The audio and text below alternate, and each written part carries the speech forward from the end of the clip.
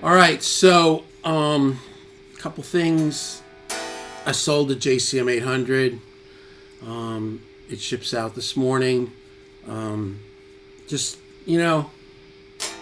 it's like I'm like I'd say I'm coming to terms with like where I'm at in my career and what I'm really doing. What am I really, where am I really making money, or what is it my clients really need. And I think the 800 or the 77 is going to be better. So 800 is gone. So now we've just got 4 on the rack, and that's it. So this is the other thing. I'm stuck on whether this is the right thing for me. Really nice guitar. It is bright though. And I've got it in the 77 right now, which is kind of like its nemesis in a weird way because the 77 is kind of bright. So we're going to take a quick gander. Because what I'm wondering, 6.4K is the furthest slider, the highest slider on the GE7.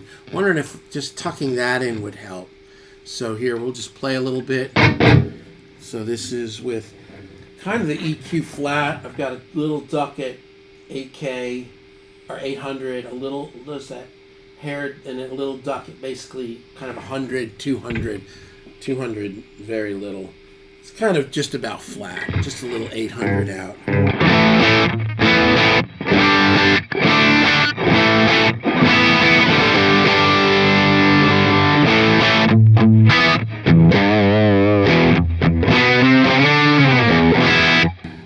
I did. Let me just shut all the presents off. Yeah, that's better, but it's weird to have no presents. Presents are only 1.5. Everything else is pretty much up the middle. Bass, mid.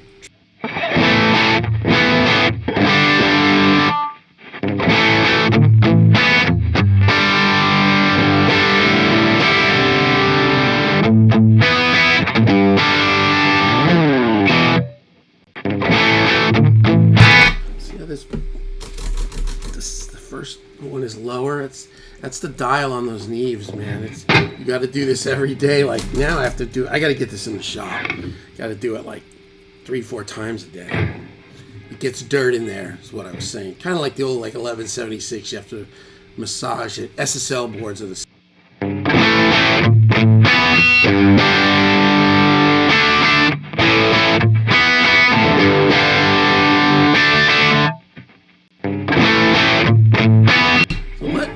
Let's try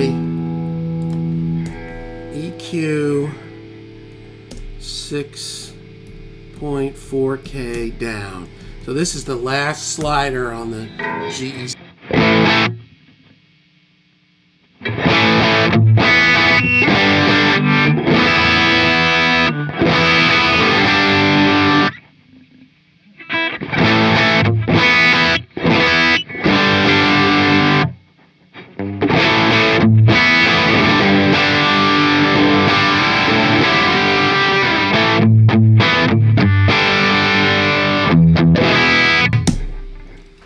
Slider down.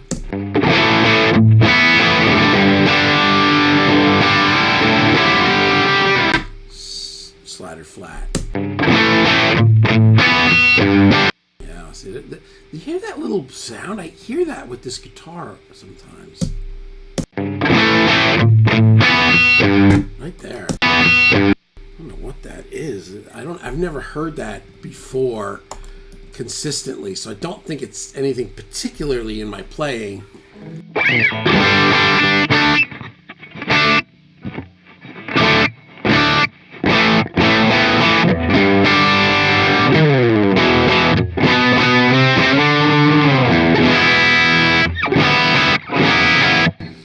I don't know.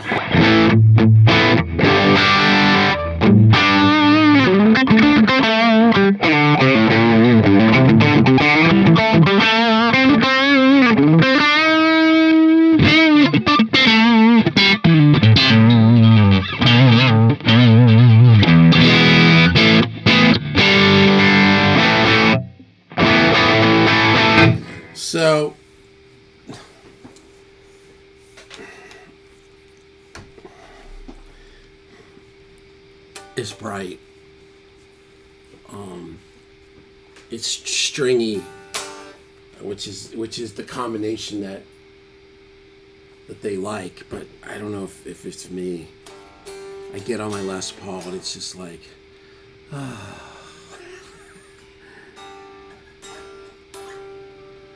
don't know. And my thought is, well, what could be an option, which would be take the electronics out, put a higher gain pickup in here that would be darker, like a Bare Knuckles or a Duncan Custom or something.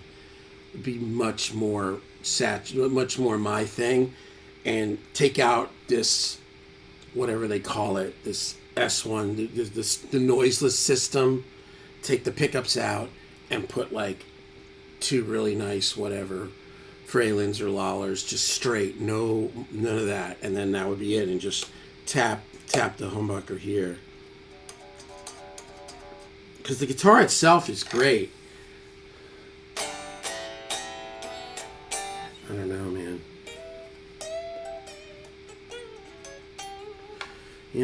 That's probably looking at about 8 bones, because then I have to send it over to Dion to have him do it, because I'm not going to do it. It needs, I would want a professional solder job. I wouldn't want a Jimmy Lugo solder job. I don't know, man. God, it's really nice. It's really to me, it's for a different type of guitar player. Like guys that are into that thing.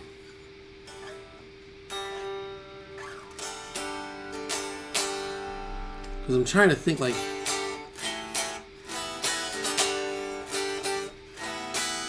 it's like very cavity-esque too. I think maybe because of the pick guard, that's.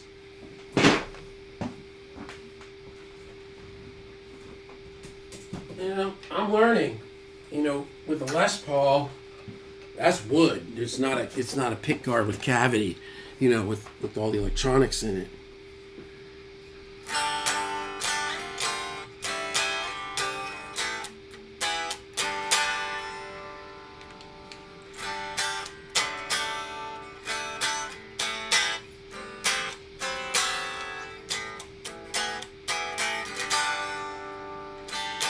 Yeah. I think it has something to do too, maybe, with it.